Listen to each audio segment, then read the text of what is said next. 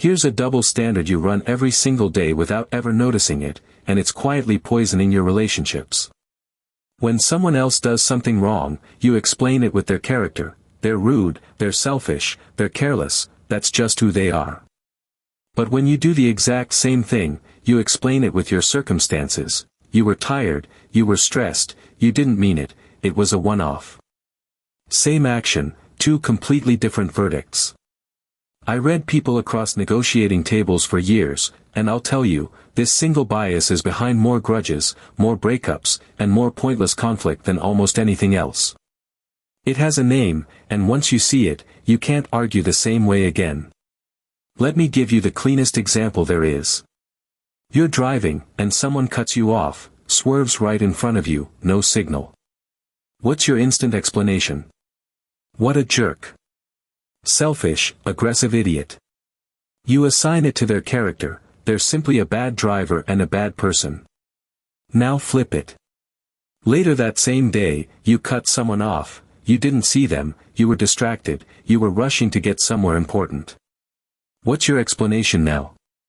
I made a mistake, I was in a hurry, I'm not usually like that. You assign it to your circumstances. The exact same act on the road gets two opposite stories. When they do it, it's who they are. When you do it, it's just what happened. That gap has a name, the fundamental attribution error, and it's running constantly. Here's the comparison laid bare, because the asymmetry is the whole point. For other people's behavior, you reach first for character, their personality, their nature, their flaws. For your own behavior, you reach first for context, the situation, the pressure, the bad day. And notice which one is more forgiving. Context forgives. I was stressed leaves room for, but I'm a good person underneath. Character condemns. He's just selfish leaves no room at all, it's a permanent verdict on who they fundamentally are. So you walk through life handing yourself endless grace and handing everyone else a permanent sentence, for the identical behavior. You're not lying or being deliberately unfair. Your mind does this automatically. But automatic doesn't mean harmless. Now why does the mind do this? The mechanism is actually simple and a little humbling.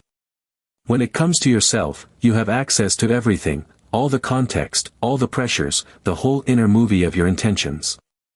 You know you didn't mean it. You felt the stress. You can see the whole situation that led to the act.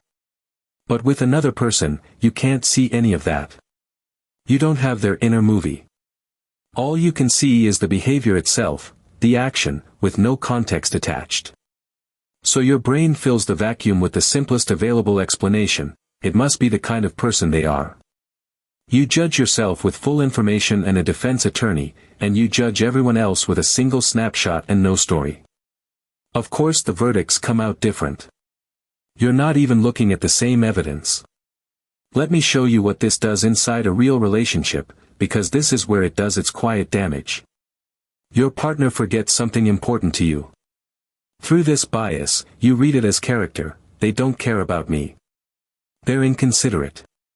Now the same week, you forget something important to them, and you explain it instantly with context, I've just been so swamped, you know I love you. Do you see the trap? Every one of their mistakes becomes evidence about their heart, and every one of yours becomes a footnote about your schedule. Over months and years, you build a case file on the people closest to you, where their failures are who they are and yours are just this once. That's how two people who love each other end up quietly convinced the other one is fundamentally selfish, while each privately knows they themselves are just doing their best. And here's the part that should genuinely unsettle you, everyone is doing this to you, too. While you're explaining your snappy comment with, I was exhausted, the person you snapped at is filing it under, they're a harsh person. While you know your lateness was traffic, they're reading it as, they don't respect my time. You are being judged by your actions, stripped of all the context you're so sure excuses you, because they can't see your inner movie any more than you can see theirs. This cuts both ways at all times. The same blindness that makes you too harsh on others makes them too harsh on you. We are all walking around convinced we're the misunderstood good person surrounded by people of poor character, while being, to everyone else, one of those people of poor character. Now let me push back before this tips into something naive, because the lazy takeaway is, always assume the best about everyone, give everyone infinite excuses. That's wrong too, and it'll get you used. Some people genuinely do have bad character. Patterns are real. If someone is cruel again and again, across many situations, that repetition is real information about who they are, and ignoring it to be charitable is just self-deception. The fix isn't to excuse everything. The fix is to stop reading a single action as a final verdict on a whole person.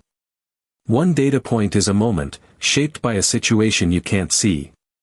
A pattern across many situations is character. The skill is telling the difference, and most people convict on the first offense, then spend years collecting evidence to confirm a verdict they reached in a single instant. So here's the move, and it's one of the most relationship-saving things I know. When someone does something that stings, before you assign it to their character, pause and ask, what situation might make a basically good person do that? Force yourself to write the context story you'd instantly write for yourself. They snapped, maybe they're carrying something heavy you can't see. They forgot, maybe they're overwhelmed, not uncaring. They were short with you, maybe their day was a war before you ever showed up. You're not excusing it. You're just extending the same grace you reflexively give yourself, judging them, for one moment, by the standard you use for you. It's called giving someone the benefit of the doubt, and it is, quite literally, the act of correcting for this bias on purpose. And there's a second half to the move, harder and more honest. Turn it around on yourself. The next time you catch yourself reaching for, I was just stressed, it's not really me, pause and ask whether you'd accept that excuse from someone else who did the same thing to you. Sometimes you should, context is real. But sometimes the honest answer is no, that the thing you keep excusing in yourself as a circumstance is actually becoming a pattern, which means it's becoming character. The same blindness that makes you too harsh on others makes you too soft on yourself. True self-awareness is judging your own actions with a little of the clear-eyed severity you aim at everyone else, and judging everyone else with a little of the generous context you reserve for yourself. Meet in the middle, and you see people, including yourself, as they actually are. So here's what I want you to carry out of this. Almost every grudge you hold rests on a hidden double standard. Their worst moment defines them, your worst moment is excused. But the person who cut you off was probably having the same kind of day you were when you cut someone off. The friend who let you down was probably as overwhelmed as you were the last time you let someone down. We are all far more shaped by our situations and far less by our fixed character than we assume about each other, and assume about ourselves in reverse. Close that gap, even a little, and two things happen at once. You become much harder to manipulate into resentment, and far easier to actually be close to. Because the people who can love you for years are the ones who refuse to convict you on a single bad moment. Be that for someone. Then watch how rarely you need to be angry at all. So this week, catch yourself the next time someone stings you, and before you decide who they are, write the context story you'd instantly write for yourself. Judge the pattern, never the moment.